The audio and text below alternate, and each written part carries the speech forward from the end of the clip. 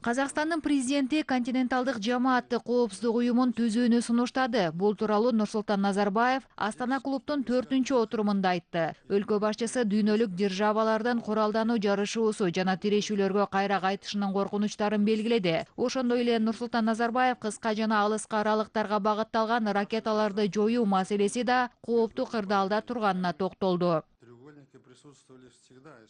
Азии нужна, мне кажется, своя организация коллективной безопасности. Думаю, ее появление... Азия үчүн өздүк жамааттык коопсуздук уюму керек деп ойлойм. Анын пайда болуусу мезгилдин суроо талабы. Бүгүнкү күндө Азия континентинен 30 мамлекет катышып жаткан Казакстандын Азиядагы ишеним ченемдери боюнча демилгеси Азиядагы кызматташуу боюнча уюмунун пайдалуу болуп бере алат. Аталган уюм менен Европадагы коопсуздук жана кызматташтык уюму биргеликте бардык Евразиялык субконтинентинде коопсуз аймакты түзө алабыз. Аталган планды иш жүзүнө ашыруу үчүн ЭКК Азиядагы өз ара кызматташтык жана ишеним ченемдери боюнча кеңеш, ASEAN менен биргеликте коопсуздук боюнча кеңештин отурумун өткөрүшүбүз керек. Аталган форумдардын катчылыктары көз караштарын салыштыруу үчүн жолукса болот. СВМ-2 оригинальную форум ASEAN по безопасности. Секретариаты данных форумов могли бы встретиться для сверки позиции. Мындан сырткары Нурсултан Назарбаев ааламдык көйгөйлөрдү чечүү үчүн атайын Астанага келген серепчилерге ыраазычылыгын билдирди. Эскерте кетсек, аталган форум кризистик учурда Евразиянын алдында турган чакырыктарды чечүүгө багытталган. Астана клубтун отурумунда адаттагыдай дүйнөлүк саясатчылар, Нобель сыйлыгынын лауреаттары, геосаясат боюнча дүйнөлүк бестселлерлердин авторлору чогулушту. Эл аралык дискуссиялык аянттын катышуучулары дүйнөлүк экономиканын өзгөрүүсүн жана адамзаттын алдында турган жаңы чакырыктар боюнча да кеп козгошту. Серепчилердин айтымында геосаясаттагы көйгөйлөрдү экономикалык интеграция жана ааламдашуу менен чечүүгө болот.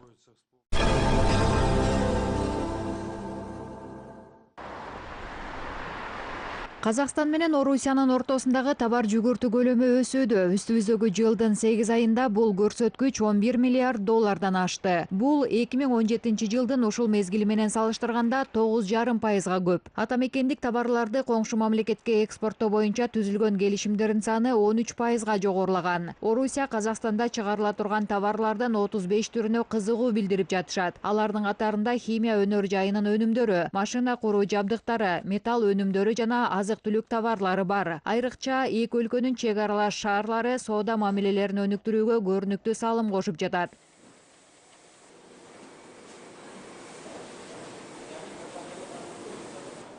Мы провели переговоры с компанией, которая отвечает за развитие. Биз Москванын космостук инфраструктурасын өнүктүрүү жана пайдалануу менен алектенген компания менен сүйлөшүүлөрдү жүргүздүк. Натыйжасында Петропавл оор машина жасоо заводу Казакстандагы космостук инфраструктурага керектүү орнотмолорду жасай турган башкы ишкана болуп бекитилди.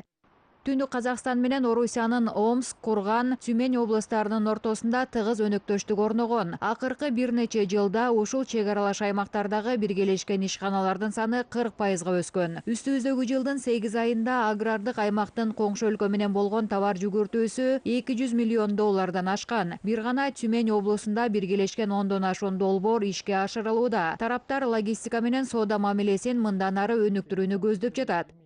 Учитывая расположение Тюменской области, Тюмень облусу Тюмень шаарынын батыш, чыгыш жолдорунун кесилишинде жана түндүккө чыга беришинде жайгашкандыктан логистиканы өнүктүрүү үчүн тартымдуу аймак деп эсептейбиз. Ошондуктан унаа логистикалык хабтын курулушуна казакстандык инвесторлорду да чакырып жатабыз. Эскерте кетсек, Казакстан менен Орусия эки өлкө ортосундагы товар жүгүртүүсүн 20 миллиард долларга чейин көбөйтүүгө кызыктар.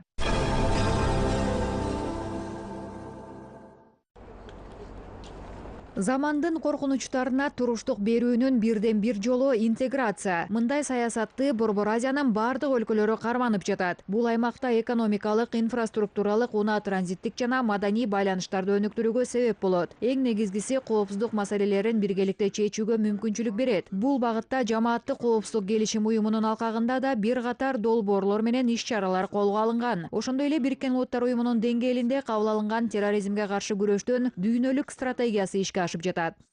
Что касается Центральной Азии, при содействии организации... Борбор Азияда Бириккен Улуттар Уюмунун колдоосу менен аталган дүйнөлүк стратегияны ишке ашыруунун планы кабыл алынды. Аны аткарууга Жамааттык коопсуздук келишим уюму, Шанхай кызматташтык уюму, КМШ өлкөлөрү жана атайын кызматтар тартылган. Бул багыттагы жумушубуз эффективдүү боло түштү. Органы правопорядка и спецслужбы. У нас более эффективнее стала работа в этом направлении. Казакстан менен Өзбекстандын өз ара экономикалык мамилеси жаңы деңгээлге чыкты. Тараптардын ортосундагы алыш-бериш өсүп жатат. Акыркы 2 жылда товар жүгүртүү 1,5 эсеге өсүп, азыр соода сатык көлөмү 2 миллиард 200 миң долларга жеткен. Казакстандын түштүгүндөгү коңшу өлкөнүн бакча өсүмдүктөрү менен жеңил өнөр жай өнүмдөрүн импорттойт. Өз кезегинде Казакстандан Өзбекстанга май, ун, макарон жана мунай өнүмдөрү экспорттолот. Мы, если посмотреть по продовольственным товарам, у нас получается то, что мы поставили продовольственные товары в Республику Казахстан. Үстүбүздөгү жылдын 6 айынын жыйынтыгы боюнча Казакстанга Өзбекстандан 400 миллион долларлык азык-түлүк товарлары жеткирилген. Ошондой эле ушул убакыттын ичинде Казакстандан бизге 410 миллион доллар көлөмүндөгү тамак өнөр жайынын өнүмдөрү экспорттолгон. Жакында Астанада өзбек товарлары сунушталган жаңы соода борбору ачылат. Ал жерде бакча өсүмдүктөрү менен бирге кондитердик өнүмдөр, жеңил өнөр жай товарлары жана тиричилик техникасы соодаланат. Ознакомиться с узбекской продукцией. Эки жактуу байланыштын дагы бир жаркын көрүнүшү биргеликте колго алынган долбоорлор. Бүгүнкү күндө Өзбекстандын аймагында казакстандык капиталдын катышуусу менен 300дөн ашуун ишкана иштеп жатат. Казакстанда өзбек каржысы кошулган 1700дөн ашуун өндүрүш очогу бар. Ошондой эле Казакстандын аймагында биргелешкен ири долбоорлор ишке ашууда. Алардын катарын Костанайдагы машина куруу заводу жана Чымкенттеги газ плиталарын чыгарган цех толуктайт. Работает предприятие по выпуску газовых плит. То есть полностью оно может покрыть потребность. Ишкана газ плиталарын чыгаруу менен алектенет. Ал жергиликтүү суроо талапты толук камсыз кыла алат. Казакстанда жасалган өнүм өзүнүн техникалык сапаты боюнча альтернативалык түрлөрдөн кем калбайт. Республиканын конуштарын газ менен камсыз кылуу тапшырмасы берилгенден кийин биргелешкен долбоорду жүзөгө ашыруу иши колго алынды. Стоит задача по газификации страны, по газификации населенных пунктов. Эки жакты бириктирген 60 келишимдин ишке ашуусу да мамлекеттердин кызматташтыгын жогорулатат. Бул документтерге эки өлкөнүн бизнесмендери буга айында Чымкентте уюштурулган ишкердик кеңешинин жыйынында кол коюшкан. Келишимдердин жалпы наркы 1 миллиард доллардан ашуун.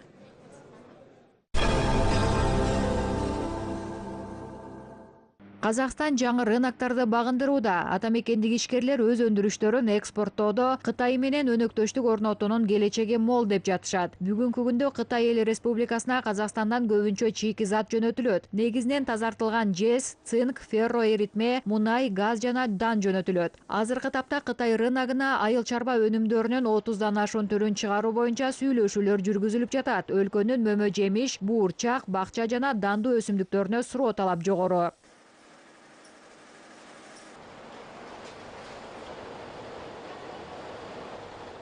Это, как правило, крупные предприятия, потому что для работы с Китаем необходим большой объем. Кытай рыногуна чыгуу үчүн ири ишканалар менен иштешүү керек. Анткени ири өлкөнүн суроо талабын канааттандыруу үчүн өндүрүштүн жүгүртүүсү жана кубаттуулугу өтө чоң болуусу керек. Өткөн жылы товар жүгүртүү 10,5 миллиард долларды түзгөн. Анын 5,5 миллиарды казакстандык экспорт болсо, калган 4,5 миллиарды Кытайдан келген импорттун салымы. 4,5 миллиарда это был импорт в Казахстан из Китая. Кытай рыногуна чыгууга 30 атамекендик компания даярданып жатат. Бул негизинен тамак аш, жеңил өнөр жай өнүмдөрү жана машина куруу ишканалары, туризм жана айыл чарба тармактары. Казакстандык эттин сапаты Ооганстан, Иран, Орусия, Кыргызстан сыяктуу өлкөлөргө таанылууга жетишкен. Алдыдагы убакытта анын даамын кытайлык керектөөчүлөр да тата алышат.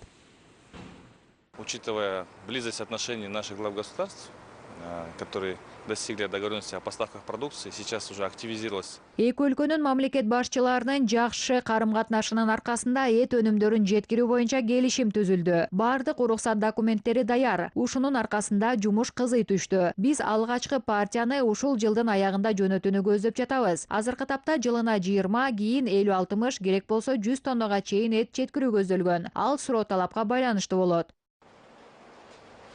Керектөөчүлөрдүн саны дүйнөнүн башка өлкөлөрүнөн алда канча ири мамлекет менен өнөктөштүктү орнотууга Актөбөлүк кондитердик ишкана желелеринин бири да кызыктар болуп жатат. Ата мекендик өндүрүүчүлөр Казакстанда жасалган шоколаддагы жент десерти чек аралаш элдин көңүлүнө жагаарына ишенип жатышат. Дизайнер Айжан Жүзбай болсо кытайлык модачыларды өзгөчө стилде тигилген кийим үлгүлөрү менен таң калтырат.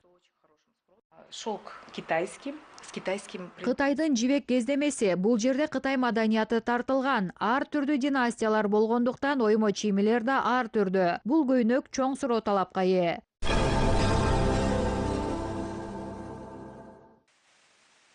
Казакстандык стартаптар Сеулдагы бизнес идеялар сынагында мыктылардын катарына кирди. Бул жарышка Борбор Азиядагы 5 өлкөдөн 70-ке жакын долбоор катышкан. Жаңычылыктар менен көзгө түшкөн казакстандыктардын катарында Петропавлдык кардиолог Дмитрий Тё бар. Ал бейтаптарга оорукана табуу, дарыгердик кеңеш алуу жана түз өндүрүүчүлөрдөн дары сатып алуу жолун жеңилдеткен. Ал программисттердин жардамы менен атайын веб-сайт жана уюлдук тиркеме ойлоп чыгарган. Бейтап үйүнөн чыкпастан өзүнө керектүү ооруканаларды тандап, башка да операцияларды аткара алат. Онлайн тизмеде Казакстан менен Түштүк Кореянын мыкты клиникалары бар. К счастью, у нас очень много стран-соседей, которые также интересуются. Биздин медицинабыздын өнүккөн тармактарына кызыгуу көрсөтүп жаткан коңшу өлкөлөр абдан көп. Атап айтканда кардиология, кардиохирургия боюнча мыкты 10 өлкөнүн катарындабыз. Себеби бизде жүрөк трансплантациясы өтө жакшы өнүккөн. Хирургия, сосудистая хирургия. Жеңүүчүлөрдүн арасында Түштүк Кореялык Юн Чхан да бар. Анын Кореянын ири корпорациясы менен биргеликте даярдаган долбоору казакстандык чарбалардын жумушун жеңилдетет. Орнотмонун жардамы менен GPS аркылуу 4 түлүктүн кайсы жерде жайылып жүргөнүн аныктоого болот. 2 жыл бою ушул долбоор Алматы облусундагы Кеген районунда сынактан өткөн. Түзмөктүн батареясынын кубаты 1 жумага жетет. Азыр Юн Чхан башында турган программисттер күн батареяларынан кубат ала турган каргы чыгарышат. У нас есть планы давать или аренду давать. И Каргыларды ижарага берүү планыбызда бар. Башкача айтканда, ижарага алуучу анын акысын акча менен эмес, мал менен төлөйт. Андан кийин ошол жаныбарларды экспорттоо оюбузда бар. Себеби аны кайда туруп, эмне менен тамактанганы тууралуу колубузда маалымат болот. Болгону сертификат алып, малды Корея же Европа рыногуна ташууга болот. Бул узак убакытка арналган бизнес долбоор. Например, в Корее или в Европу. Это наш длинный бизнес-план. Юн Чхандын стартапы Казакстандын экологиялык жактан таза этин чет өлкөгө өткөрүүгө мүмкүнчүлүк берет. Бул долбоорду Алматы менен Кызыл Ордо облустарында ишке ашыруу көзделүүдө.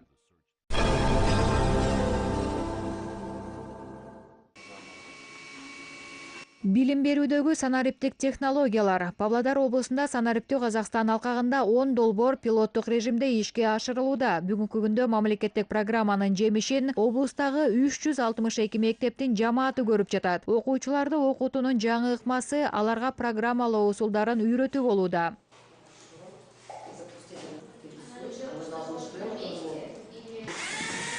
Бул робототехникага көңүл бөлгөн окуучулардын кыялынан жаралган долбоорлор. Быйыл ушундай бөлмөлөр 152 мектепте ачылган. Стартап академиялар, 3D модельдөө, программалоо лабораториялары менен технопарктарда ачылууда. 3000ден ашуун бала заманбап технологиялардын жемишин көрүп жатат. Мы хотим усовершенствовать наш проект. Долбоорубузду жакшыртуу керек. Бул асфальт төшөй турган машина. Биз үчүн жакшы мүмкүнчүлүктөр бар. Бардыгы бекер. Окуу мекемелери кагаз документ жүгүртүүдөн баш тартышты. Булут бухгалтериясы жана Teachers Office ийгиликтүү иштеп жатат. Мектептерге жана бала бакчаларга кабыл алуу да электрондук форматта жүрүүдө. Билим берүү уюмдарына 1-сыныпка тиркелүү жана курчаттарды кабылдоо. Билим берүү уюмдарына кабыл алуу жана жол жоболоштуруу онлайн режиминде жүргүзүлүп жатат. Колледждерде окуу тарбиялык жараянды автоматташтыруу да жүрүп келет. Платноу системасына 29 мамлекеттик колледжге киргизүү иштери да ишке ашууда.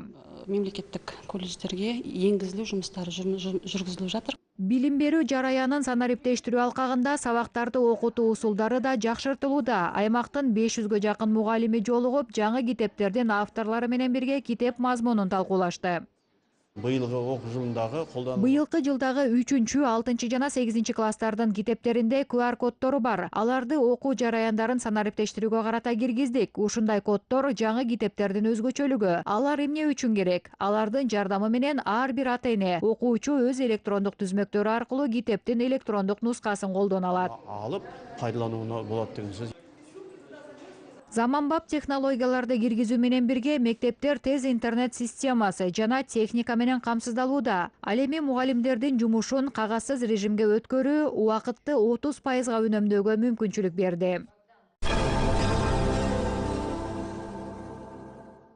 Кооз табият, уникалдуу тарыхый эстеликтер жана бай маданий мурас. Казакстандын туризмди өнүктүрүү мүмкүнчүлүгү мол. Серепчилердин айтымында өлкө эл аралык туристтик агымдар үчүн тартымдуу аймактардын бири боло алат. Белгилей кетсек, алдыдагы 7 жылда туризм тармагынын ички дүң өнүмүндөгү үлүшүн 8%га чейин жеткирүү көздөлүп жатат. Адистердин божомолу боюнча кийинки жылы бир гана Акмола облусунун туристтик багытында көрсөтүлгөн кызматтардын суммасы 6 миллиард теңгеден ашат. Азыркы тапта бул аймакта 700 туристтик объект бар. Бул жерге келгендер дарыланып, эс алып эле кетпестен тарыхтан кабар бере турган орундарды таанып биле алышат. Казакстандын Бермети катары саналган Бурабай, Зеренди санаторийлери туристтерди жыл бою кабыл алууга даяр. Жылына орто эсеп менен Акмола аймагына миллиондон ашуун конок келип кетет.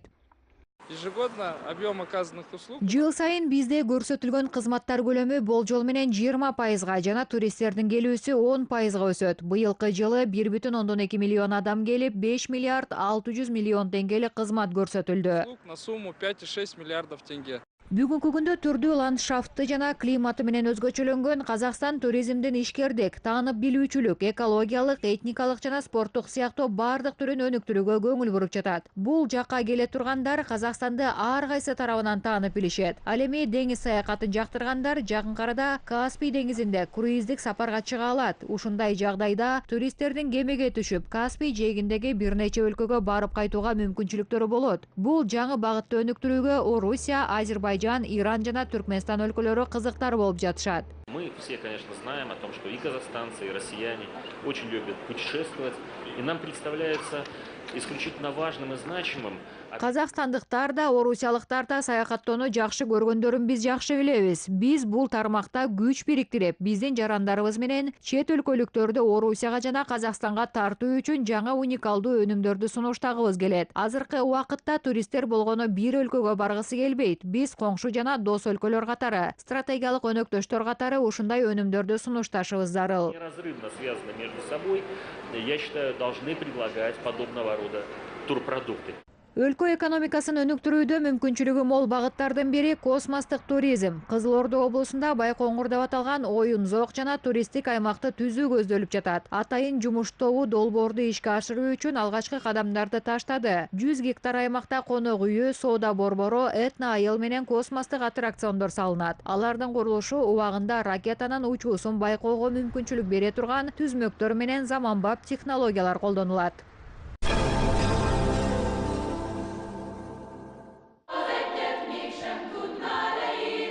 Астанада Франц Шуберт, Джузеппе Верди сыяктуу жер жүзүнө белгилүү дүйнөлүк классиктерден мыкты чыгармалары аткарылды. Борбордун жашоочулары жана шаар коноктору Венгриянын Ангелика кыздар хорунун өнөрүнө күбө болушту. Венгриянын салттуу ырчылар тобу жалпыга белгилүү Европа, орус обончулары менен бирге белгилүү венгер композиторлордун чыгармаларын аткарышты. Ошондой эле кечеге келген өнөрдү сүйгөн коом эски континенттин элдик жана чиркөө ырларын угушуп, Венгриянын байыркы фольклору менен таанышышты. Хор 40 ырчыдан турат. Чет өлкөнүн чыгармачылык жамааты Казакстанга жасаган биринчи сапарынын алкагында Караганды аймагында да концерт берет.